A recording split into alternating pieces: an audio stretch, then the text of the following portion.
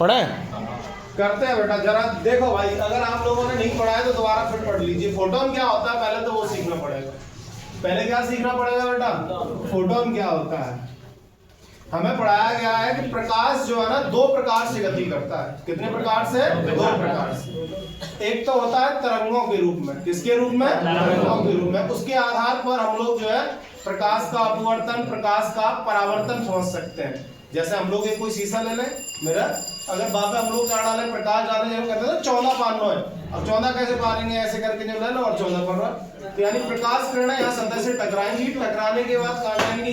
दूसरे माध्यम में, या उसी माध्यम में, तब जाके हमें क्या दिखती है? वस्तु दिखाई देगी। फोटोन किसको कहते हैं? प्रकाश छोटे छोटे कणों के रूप में चलता है। किसके रूप में? उन कणों को फोटोन या क्वांटा कहते हैं। क्या कहते हैं? समझ के नहीं समझे कि प्रकाश जो है ना छोटे छोटे कणों के रूप में चलता है। इन कणों को फोटोन या क्वांटा कहते हैं। क्या कहते हैं बेटा? क्वांटा कहते हैं। ये बात हम लोगों को बताई थी वैज्ञानिक मैक्सवेल ने। किसने बताई थी? वैज्ञानिक मैक्सवेल। कोई दिक्कत तो नहीं है? ये मैं पढ़ा भी चुका हूँ आप लोगों को। कौन से वाले चैप्टर में? प्रकाश वैद्युत प्रभाव वाले चैप्टर में।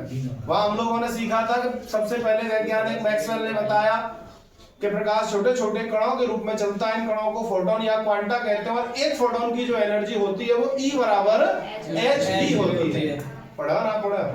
यानी अगर आप एक फोटोन की एनर्जी याद करना चाहते हैं तो वो होती है E बराबर के hv। ये पढ़ा चुके हैं मैं आपको।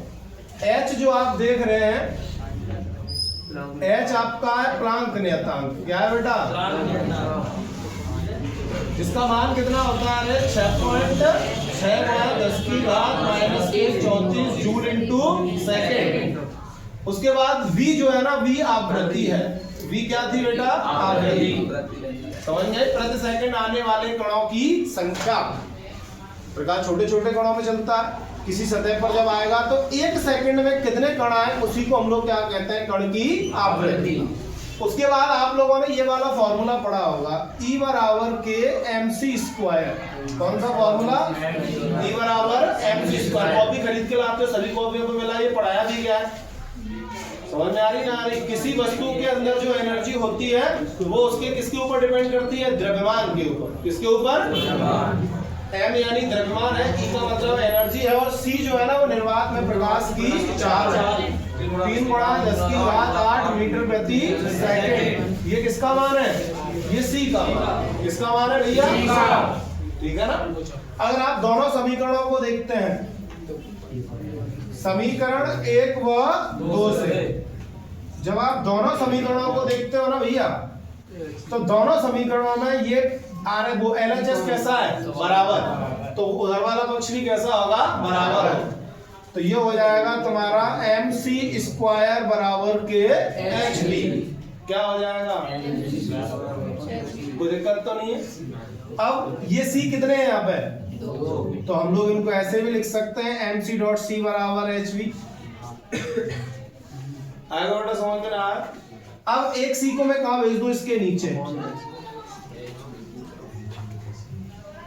दिख रहा है क्या? नहीं। दूसरा गतिक द्रव्यमान। समझ में आ रही ना? आ रही? और आगे पढ़ते हैं।